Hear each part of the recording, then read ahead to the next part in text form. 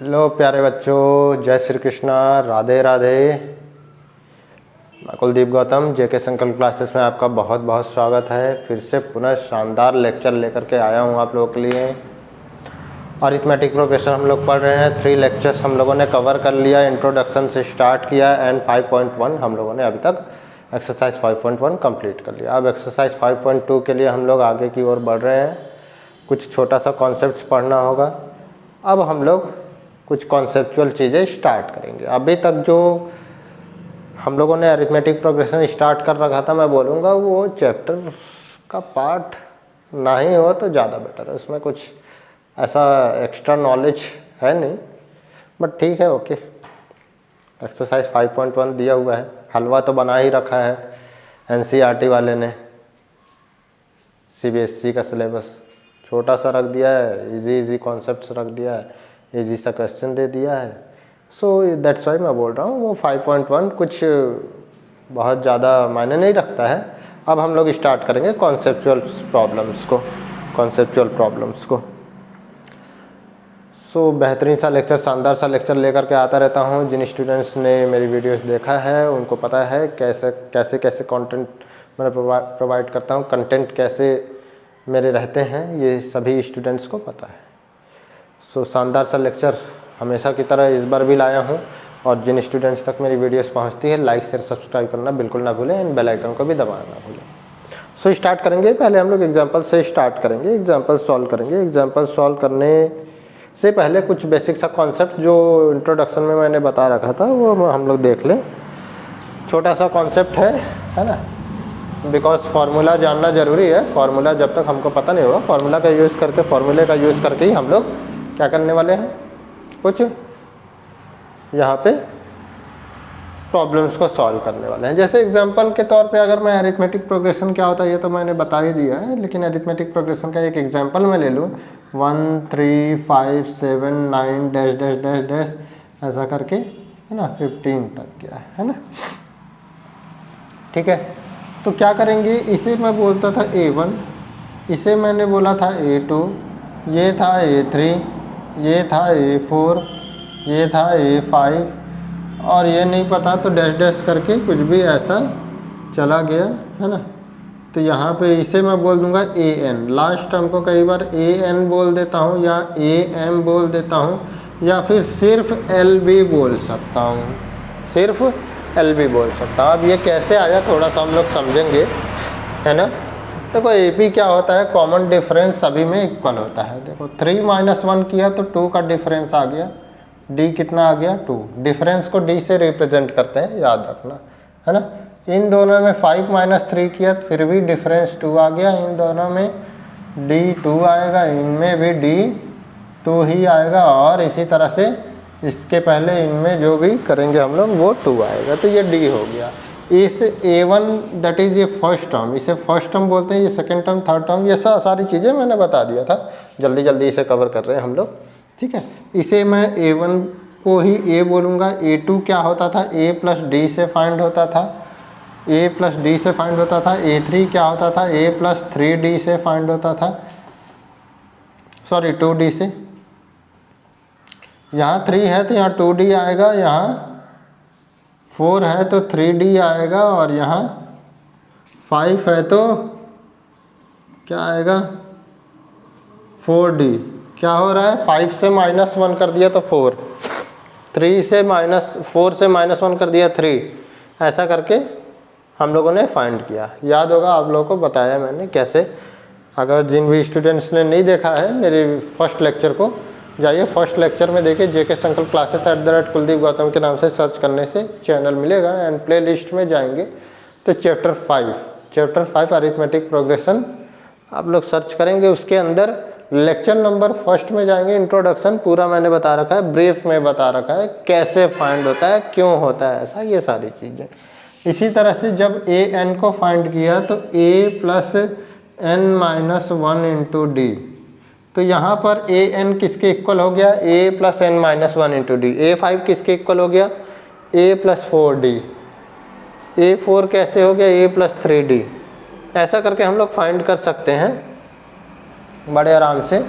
So main formula था हम लोग का ए एन, अच्छा ये चीज़, ये इसे जो बोलते हैं ये पूरा part A plus D, A plus 2 D, A plus 3 D, A plus 4 D, A plus, फिर इसके बाद A plus N minus 1 into D, ये था general form of A P, general form of A P का ये general form है। ठीक है, समझ में आ गया, जनरल फॉर्म है। और यहाँ पे जो ए एन है, ए एन कई बार इसे ए एम भी बोलते हैं, ए एम को लास्ट टर्म से रिप्रेजेंट करते हैं, और ए एम की जगह सीधा एल भी लिख दिया तो भी चलेगा, है ना। तो A N is equal to A plus N minus 1 into D, है ना। ये डी क्या है, कॉमन डिफरेंस है। ए क्या है, फर्स्ट टर्म है। एन क्या है, एनथ टर्म है, कौन से नंबर का टर्म। इसी फॉर्मूले से हम लोग पूरे किसी भी नंबर के टर्म्स को फाइंड करना है तो यहाँ से फाइंड कर पाएंगे। फिर आगे हम लोग पढ़ेंगे सम के बारे में। फिलहाल अभी बेसिक सा पहले इसे हम लोग पढ़ लें, अब जाके इस चैप्टर के क्वेश्चंस, मेन क्वेश्चंस स्टार्ट होंगे। अभी छोटा सा हलवा फलवा ऐसा हम लोग पढ़ रहे थे, ठीक है, छोटे मोटे क्वेश्चन कर रहे थे हम लोग। अब जाके मेन क्वेश्चंस को हम लोग सॉल्व करने वाले हैं। सो यहाँ पे ये फॉर्मूला हम लोग यूज़ करने वाले हैं बहुत ज़्यादा इस एक्सरसाइज 5.2 के लिए। सो उससे पहले मैं एग्जांपल्स को सॉल्व करा दूँ, फिर उसके बाद मैं आप लोगों के लिए 5.2 सॉल्व कराने वाला हूँ। सो इसे नोट कर लें, जिन भी स्टूडेंट्स को फॉर्मूला समझ में आ गया हो नोट करें। पेन कॉपी लेकर के बैठें, ज़रूर पेन एंड कॉपी ही लेकर के बैठें। ऐसे वीडियोस देख करके मैथ्स ऐसा नहीं बनता है। मैथ्स समझना है, बनना है तो फिर पेन कॉपी लेकर के सॉल्व करते हुए चलें, ठीक है। इसे जल्दी से नोट कर लें।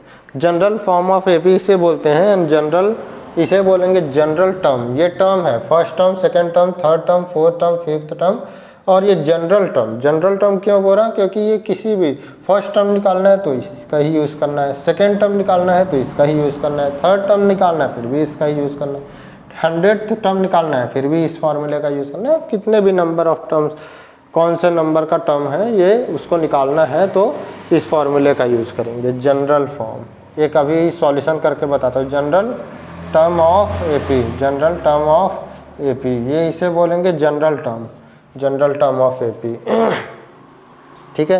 एक डिफरेंस का अलग से मैंने बताया था, डिफरेंस को कैसे निकालते हैं। Difference D is equal to A K plus 1 minus ए के, ये भी मैंने बताया है। सारा सब कुछ लेक्चर फर्स्ट में इंट्रोडक्शन में बताया मैंने, इसे नोट करेंगे, है ना। उसके बाद हम लोग थोड़ा सा मैं इसे सॉल्व करके बताऊं।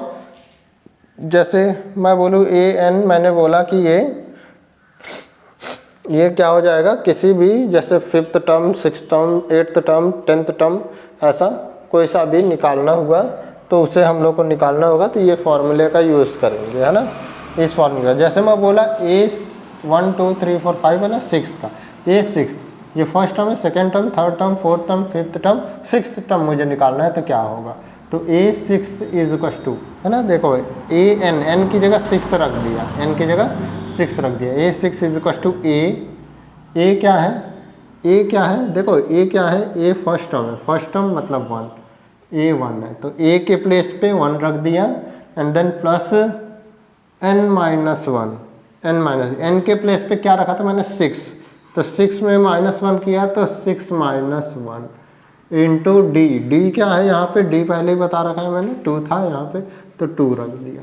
सॉल्व करेंगे तो 1 प्लस 5 इंटू 2, 5 ये हो जाएगा, 5 इंटू 2 10, 10 हो जाएगा, 10 इज इक्वल टू 11। तो ये सिक्स्थ टर्म जो होगा वो 11 होगा, साफ साफ दिख रहा है 11 होगा। अभी 2 2 का डिफरेंस है तो 9 के बाद 11 आने वाला है। ये सिंपल सा एक क्वेश्चन है ना, इसलिए सिंपल तरीके से मैंने बताया। ऐसा नहीं है कि ये डायरेक्टली हम लोग को इतना ईजी सा क्वेश्चन आ जाएगा और आराम से हम लोग बता पाए। कुछ ऐसे क्वेश्चंस आएंगे जो थोड़ा सा घुमा फिरा करके इधर उधर दे, तो उसे हम लोगों को समझना होगा कैसे सॉल्व करें। इसे नोट कर लें, है ना, नोट करें तो फिर नेक्स्ट मैं एग्जांपल्स को सॉल्व कराऊँ। नोट कर लिया, ठीक है, इसे हटा रहा हूँ मैं।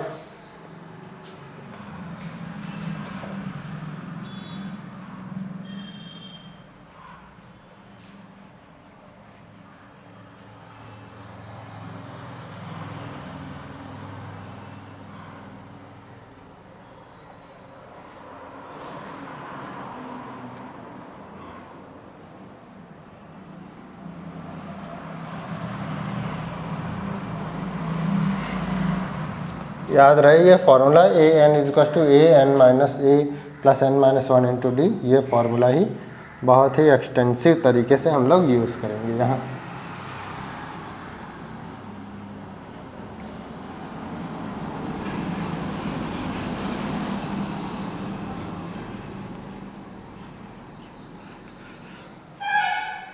स्टार्ट करें एग्जाम्पल नंबर 3। एग्जाम्पल 3 क्या दिया है? Find the 10th term of the AP. Find the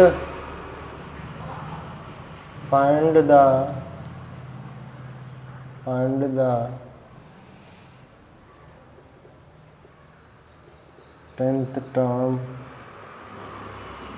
of AP.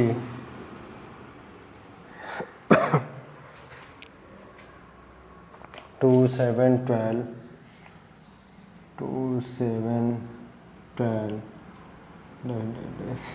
ठीक है, ये एपी गिवन है, इसका 10th टर्म हम लोग को निकालना है। तो 10th टर्म निकालने के लिए हम लोग क्या करेंगे? हम लोग को पता है फर्स्ट टर्म पता होना चाहिए, है ना। गिवन एपी क्या है? 2 7 12, है ना। फिर ऐसा करके here a is equal to 2, d क्या हो जाएगा? सिंस ये क्या है, एक एपी है तो d कॉमन ही होगा सभी में, तो d is equal to 7 minus 2, a2 minus a1 कर लेंगे इज इक्वल टू 5। तो d की वैल्यू क्या हो जाएगी? 5। ठीक है, हम लोग को 10th टर्म निकालना है। We know that general term का फॉर्मूला क्या है? We know that A N is equal to, है ना। अच्छा, यहाँ पे हम लोग को क्या फाइंड करना है? ए 10 इज इक्व टू क्या होगा? ये फाइंड करना है ना। A N is equal to A plus N minus 1 into D. ठीक है, ये समझ में आ रहा है।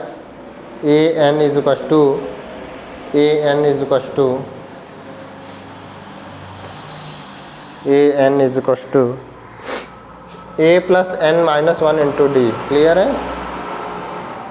इस फॉर्मूले का यूज़ करके हम लोग 10th टर्म फाइंड करेंगे। तो मुझे 10th टर्म फाइंड करना है। Therefore A 10 is equal to A plus 10 minus 1 into D. यही तो फाइंड करेंगे हम लोग, है ना। चलो फाइंड कर लो। ए की वैल्यू क्या है? 2 प्लस 10 माइनस 1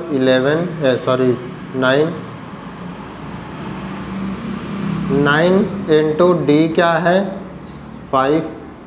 कितना हो जाएगा? 2 प्लस 45 कितना हो जाएगा? 47। 8 10 इज इक्वल टू 47। तो यही तो हमारा आंसर है ना। Therefore so the 10th term of the given AP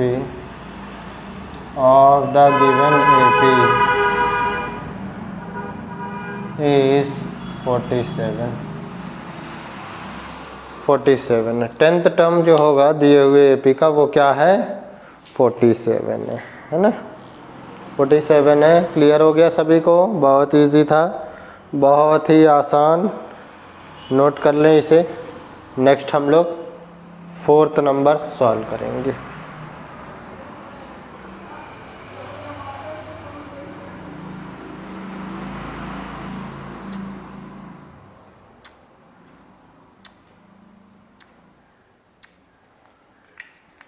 fourth number next solve करेंगे हम लोग।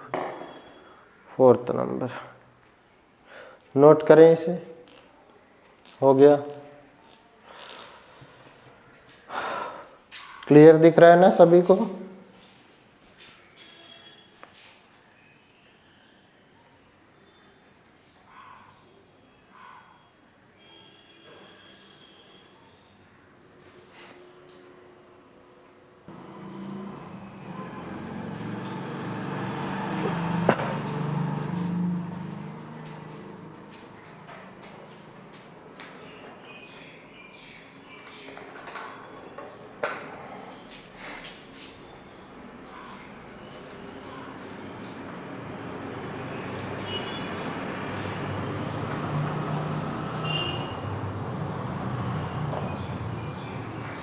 ठीक है, दिख गया, हो गया। ये AP है, AP is 47 given. So the 10th term of the given AP is 47। दिए हुए AP का 10th टर्म कितना है? 47। हटा रहा हूँ इसे मैं।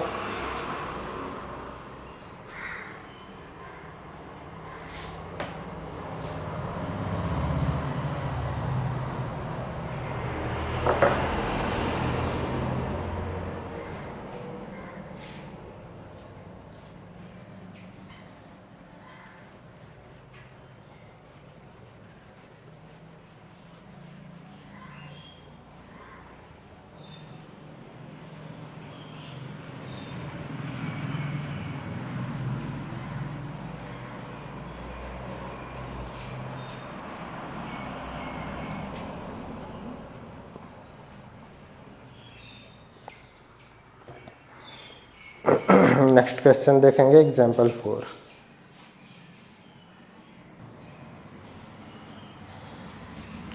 नेक्स्ट हम लोग देखने वाले एग्जाम्पल नंबर 4। एग्जाम्पल नंबर 4 हम लोग सॉल्व करें। क्या है? Which term of AP this is -81। मतलब इस AP का कौन से नंबर का टर्म -81 होगा बोल रहे हैं। और अगर ठीक है, ऑल्सो इज एनी टर्म 0। क्या कोई ऐसा भी टर्म है जो 0 है? मतलब 0 है कि नहीं इस AP का। ठीक है, इस AP में 0 आता है या नहीं ये बताना है। Give reason for your answer, है ना। तो ये हम लोग सॉल्व करें। कैसे सॉल्व करेंगे देखें। गिवन AP है, गिवन AP क्या है? 21 18 15 डैश डैश डैश, है ना। ठीक है, क्वेश्चन के according therefore A is equal to 21, D is equal to 18 minus 21 that is -3। ठीक है, AN यहाँ पे 81 है कि नहीं, इसके लिए AN को इक्वल टू -81 मानेंगे हम लोग। ठीक है, AN इज इक्वल टू -81। ठीक है, तो हम लोग को फाइंड करना है AN। Then N is equal to what, ये फाइंड करना है। ठीक है, फॉर केस 1, फॉर केस 1 के लिए ये हम लोग लेंगे। चलो इसे मैं यहाँ लिख लेता हूँ। AN is equal to -81, N is equal to what, है ना। ये हटा देता हूँ।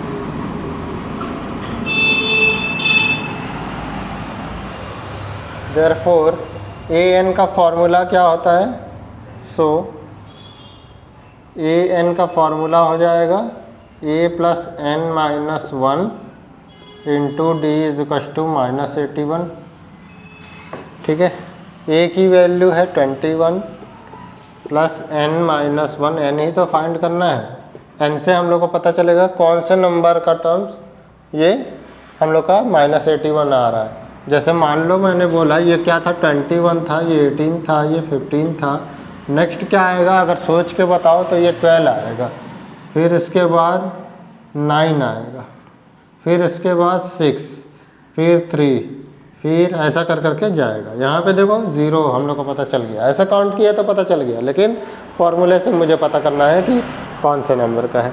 0 तक आ गया। ऐसे ही करते करते हम लोग -3 -6 -9 ऐसा करते हुए जाए तो हम लोग तो 81 कभी ना कभी मिल जाएगा। बट ऐसे हम लोग को फाइंड नहीं करना है, हम लोग को ऐसा फाइंड करना है। ठीक है, वो भी करेक्ट है, लेकिन हम लोग 10th लेवल के अकॉर्डिंग AP का फॉर्मूला यूज़ करते हुए फाइंड करेंगे। ठीक है, तो इसे मैं बोलूँगा फर्स्ट टर्म। क्या बोलूँगा? फर्स्ट टर्म, है ना। First term. ये क्या है? Second term. ये क्या है? Third term. ये फोर्थ टर्म। ये 5th टर्म, ये 6th term, 7th term, 8th term, 9th term, 10th term, 11th term, ऐसा कर करके nth टर्म तक जाएंगे हम लोग। समझ में आ रहा है? ये जो nth टर्म है वही तो n है, n फाइंड करना है हम लोग को। तो -81 कौन से नंबर पे है ये फाइंड करना है, ठीक है। n मतलब कौन सा नंबर का जाएगा, है ना। 4th term, 5th term, 6th term, ऐसा कर करके किसी भी नंबर तक जा सकता है ना। तो किसी भी नंबर को मैंने बोल दिया इतने नंबर का टर्म, है ना, nth नंबर का टर्म। n की जगह पे कोई सा भी नंबर आ सकता है, 5th term, 6th term, 7th term, है ना। तो यहाँ पे d की वैल्यू क्या है, -3 इज इक्वल टू -81। सॉल्व करें इसे, 21 उधर राइट हैंड साइड शिफ्ट होगा, n-1 इंटू -3, -3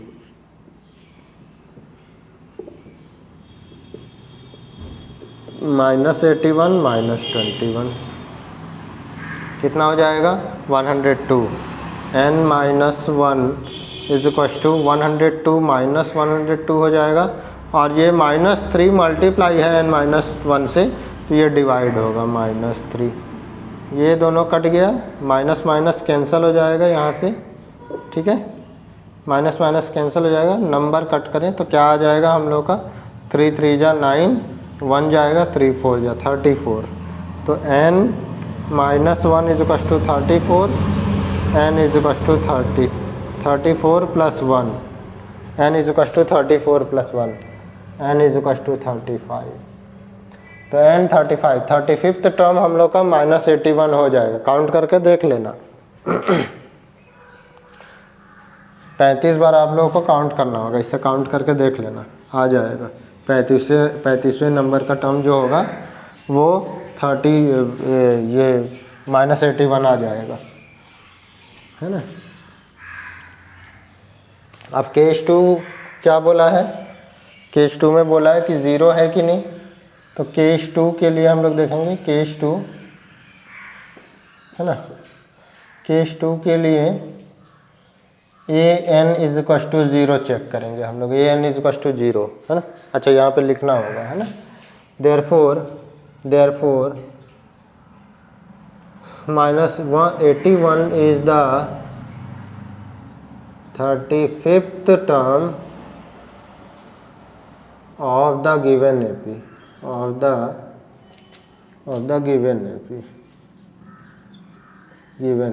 दिए हुए AP का 35th टर्म है ना। जिनको क्लियर नहीं हो रहा होगा, मैंने बोल दिया है क्या लाइन है ये, -81 कौन से नंबर का टर्म है, -81 is the 35th term of the given AP। 35th term question में यही पूछा है, विच टर्म, है ना। तो 35th टर्म है ये। अब 0 कौन से नंबर का टर्म है ये देख लें हम लोग। तो 0 जैसे इसके लिए an इज इक्वल टू -81 लिया, 81 को निकालने के लिए कौन से नंबर का टर्म n निकाला, इसमें भी n निकालेंगे। 0 कौन से नंबर का टर्म है, तो a plus n-1 into D is equal to 0। a क्या है, a की value 21 plus n-1 into -3 is equal to 0। तो n-1 into -3 is equal to 21, right hand side shift होगा -21। मल्टीप्लाई वाला हमेशा याद रखना, मल्टीप्लाई वाले पार्ट को बाद में ले जाते हैं, पहले प्लस और माइनस वाले पार्ट को राइट हैंड साइड शिफ्ट करना है। तो प्लस वाले पार्ट मैंने राइट हैंड साइड शिफ्ट किया। n-1 is equal to -21 divided by -3, minus minus cancel हो जाएगा, 7 आ जाएगा, 7 आ जाएगा, 3 7 जा। n-1 इज इक्वल टू, ये n-1 is equal to 7, then n is equal to 7 plus 1, n is equal to 8। 8वें नंबर का जो टर्म होगा वो हम लोग का क्या हो जाएगा, वो हम लोग का 0 हो जाएगा। Therefore 0 is the 8th term of the given AP, दिए हुए AP का 8वें नंबर का टर्म है 0, है ना। चलो इसे नोट कर लो, है ना। इसे नोट करें सभी, इसे नोट करें। हो गया, नोट कर लिया। नेक्स्ट 5th नंबर हम लोग देखेंगे।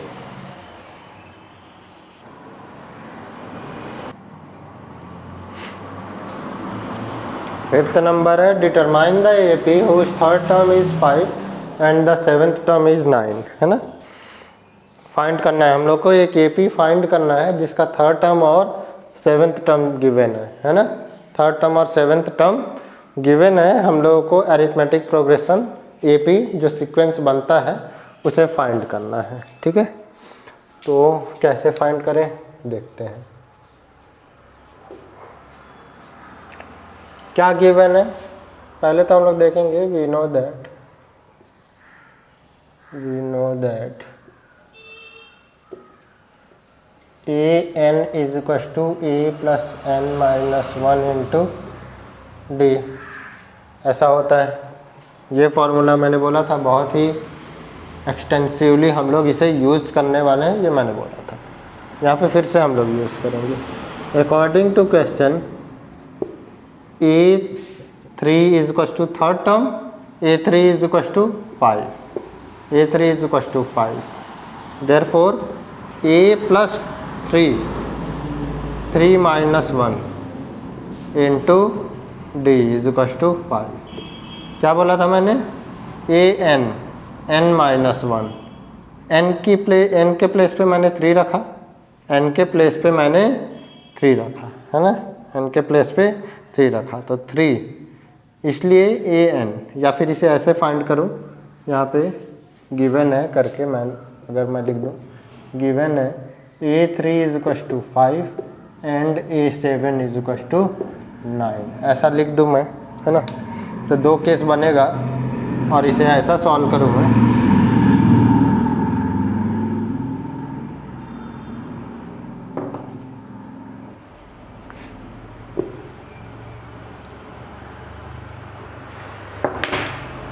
Therefore A3 is equal to, देखो यहाँ पे an की जगह 3 रखा मैंने, तो यहाँ पे a प्लस 3 माइनस 1, n के प्लेस पे 3 माइनस 1 इंटू डी रखने वाला हूँ। तो यहाँ पे क्या मिलेगा मुझे, A3 क्या था पहले से मुझे पता है, A3 क्या है 5 है, 5 is equal to a plus 2d, clear है, a प्लस 2d। क्या कर सकता हूँ मैं, इसे ऐसे लिख सकता हूँ, और a plus 2d is equal to 5, ऐसा लिख सकता हूँ। ये इक्वेशन नंबर फर्स्ट कर दिया, है ना, ये इक्वेशन नंबर फर्स्ट। ऑल्सो अब हम लोग देखेंगे A7 is equal to a plus 7 minus 1 into D, यही है। A7 क्या था 9 इज इक्वल टू a की वैल्यू क्या है, a की वैल्यू अभी फाइंड करना है, प्लस 6d। इसे और कैसे लिख सकता हूँ मैं, पूरे पार्ट को इधर लिख दिया, a plus 6d is equal to 9। यहाँ से a की वैल्यू अगर मैं निकालूँ तो क्या मिलेगा, a is equal to 9 minus 6d, 9 minus 6d।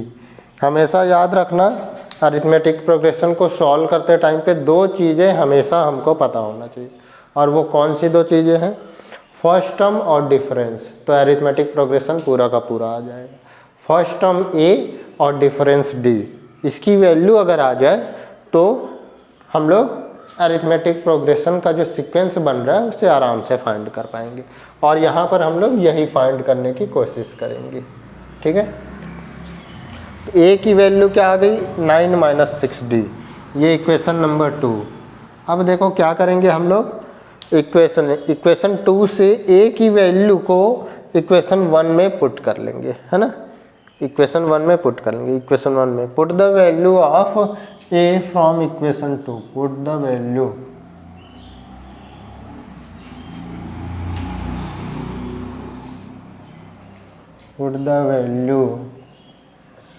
of a from equation 2 into equation 1। Equation 1 में वैल्यू पुट कर दें हम लोग, तो जहाँ भी ए दिख रहा है हम लोग को इक्वेशन 1 में, उसके प्लेस पे हम लोग ए की वैल्यू यहाँ पे क्या है 9 - 6d ये रखेंगे। ए के प्लेस पे 9 - 6d रख देंगे। ए के प्लेस पे 9 - 6d यहाँ पे रख दिया। ए के प्लेस पे 9 - 6d because A is to 9 - 6d। And फिर इसके बाद ए के बाद क्या है +2d था, तो ये तो पूरा का पूरा ए के प्लेस पे लिख दिया, +2d भी है ना, 2d लिख दिया। 2d इज टू 5 सॉल्व करें इसे, ये हो जाएगा 9 - 4d इज टू 5। समझ में आ गया? ये दोनों सॉल्व करें तो -4d आएगा, ठीक है, -4d then 9 -4d is to 5 - 9 क्या हो जाएगा -4d is to -4 d is to -4/4 is to -4/-4 is to 1। तो d की वैल्यू 1 हो जाएगी। d की वैल्यू क्या हो जाएगी 1। d की वैल्यू हम लोगों को मिल गया। d की वैल्यू मिल गया, किसी भी एक इक्वेशन में वैल्यू पुट कर देंगे d का, हम लोग को a मिल जाएगा। यहाँ रख दिया फिर भी मुझे मिल जाएगा a, यहाँ रख दिया फिर भी। इसमें रखने से क्या हम लोग को करना होगा, जैसे ही 1 पुट यहाँ पे रखा d की वैल्यू को, तो 2 × 1 = 2, 2 राइट हैंड साइड शिफ्ट करेंगे तो -2 हो जाएगा एंड 3 आ जाएगा a की वैल्यू। लेकिन प्रॉब्लम ये है कि इसे शिफ्ट करना पड़ रहा है। बट अगर मैं इक्वेशन 2 में रखूँ तो यहाँ साफ साफ दिख रहा है d की वैल्यू रखा, माइनस डायरेक्टली करके डायरेक्टली a की वैल्यू आ जाएगी। इसमें शिफ्ट करने की ज़रूरत नहीं है, डायरेक्ट पुट किया, डायरेक्ट माइनस किया एंड a की वैल्यू आ गई। तो वही हम लोग इक्वेशन 2 में रखेंगे। इक्वेशन 1 में भी रख सकते हैं, सेम टू सेम वही आने वाला है। Again put the value of d in equation 2। Equation 2 में हम लोग रख देंगे, है ना। इक्वेशन 2 में d की वैल्यू 1 है, a is to 9 - 6 into d। d क्या था 9 - 6 इंटू d की वैल्यू 1 है 1। a is to 9 - 6 a is to 3। लो फर्स्ट टर्म आ गया, है ना। Therefore a1 is to a is to 3, a2 is to a plus 2d, sorry a plus d, a plus d क्या हो जाएगा a plus d।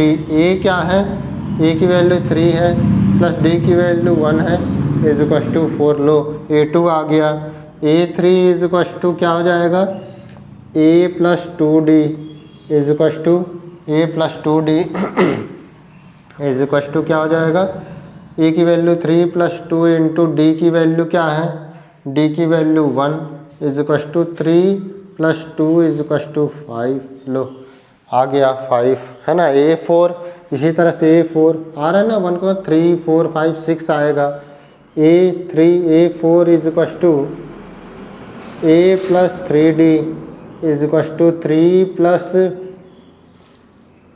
3 into 1 is to 3 plus 3 is to 6। तो ऐसा कर करके हम लोग का एक AP मिल गया हम लोग को। So therefore required AP is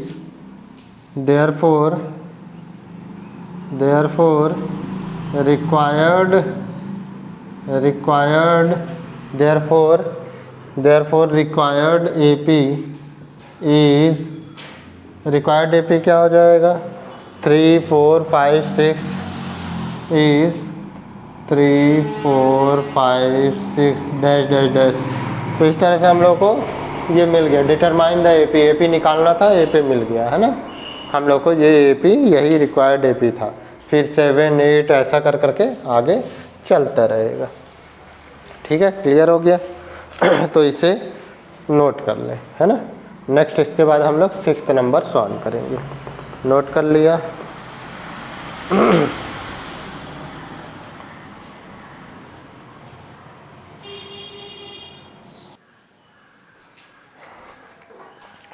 So check whether 301 is a term of the 2 times हो गया है ना।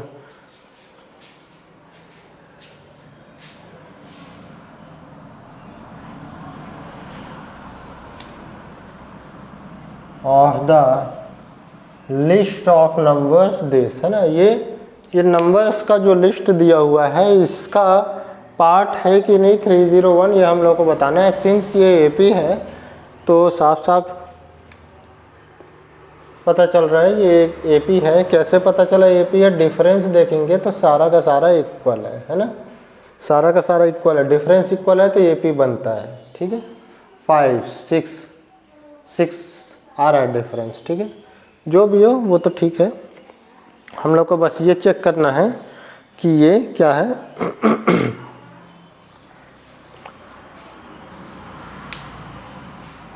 301 इसका पार्ट है या नहीं। ठीक है, तो लास्ट टाइम हम लोगों ने प्रॉब्लम नंबर कौन सा सॉल्व किया था? एग्जाम्पल नंबर 4 देखें, उसके जैसा ही हम लोग को चेक करना है कि नहीं, है ना। यहाँ गिवन है 5 11 17 23, है ना। a is equal to 5, d is equal to 11 minus 5 is equal to 6, सभी के लिए इक्वल है ना, ये इक्वल आ रहा है ना, for all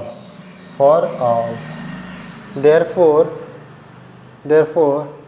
it forms an AP, ये एक AP बनाता है, ये हम लोगों को पता चल गया, ये AP बना रहा है ना।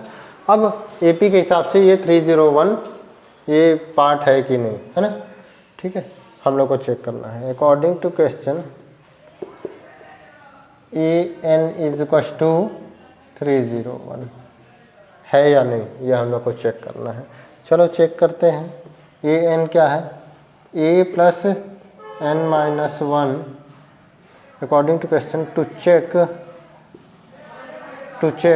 करने के लिए है हम लोग को क्या चेक करना है? AN इज इक्वल टू 301, है ना। तो A plus n minus 1 into D is equal to 301। ठीक है, A क्या है यहाँ पे? 5 plus n minus 1 into D क्या है यहाँ पे? 6 इज इक्वल टू 301। सॉल्व करें, ये n minus 1 into 6 is equal to 301 minus 5 क्या हो जाएगा? 296।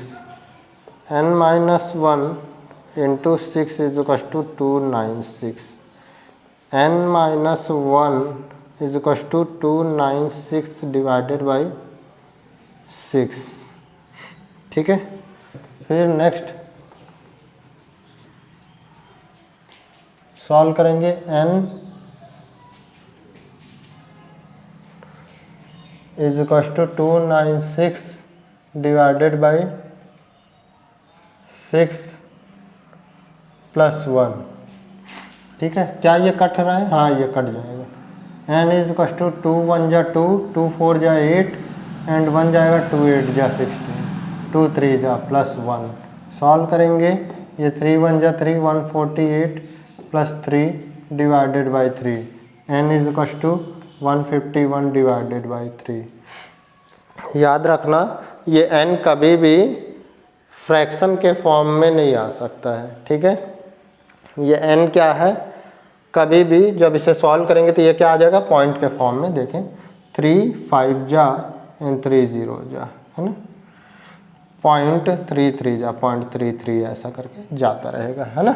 n की वैल्यू 50.33 हम लोग काउंट नहीं कर सकते, बिकॉज देखो ये क्या था? फर्स्ट टर्म था, ये सेकेंड टर्म था, ये थर्ड टर्म था, ये फोर्थ टर्म था। जब भी हम लोग बोल रहे हैं तो एक नेचुरल नंबर ही स्टार्ट, फर्स्ट टर्म मतलब 1, second term 2, third term 3, fourth term 4, ऐसा 1 2 3 4 ऐसा करके नेचुरल नंबर एक आ रहा है। तो ये भी एक नेचुरल नंबर होना चाहिए था, ये डेसिमल नंबर नहीं होना चाहिए, है ना। Since n cannot be decimal number, it should be a natural number। एक ये नेचुरल नंबर, होना चाहिए। therefore we can say that हम लोग बोल सकते हैं we can say that 301 is not the part of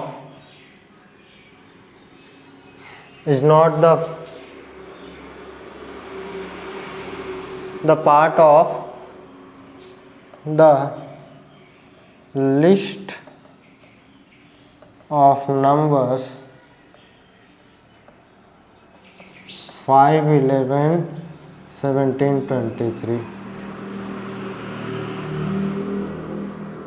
dash. इस तरह से हम लोग बोल सकते हैं कि ये इसका पार्ट नहीं है। तो इस तरह से एग्जाम्पल नंबर 6 को भी हमने समझ लिया। अब एग्जाम्पल 7, 8 एंड 9 रह गया है, जिसे हम लोग सॉल्व करते हुए फिर एक्सरसाइज स्टार्ट करेंगे। कितने एग्जाम्पल्स है? एग्जाम्पल 10 तक है ना। तो आज के लिए हम लोग इतना ही रखेंगे। नेक्स्ट लेक्चर में एग्जाम्पल 10 तक के पूरे प्रॉब्लम्स को सॉल्व करेंगे एंड एक्सरसाइज भी हम लोग सॉल्व करेंगे। बहुत ही शानदार तरीके से वीडियो फिर से लाऊंगा आप लोगों के लिए, और इस बार लाया हूँ पेन कॉपी लेकर के ही बैठे। आज के लिए इतना ही। Thank you.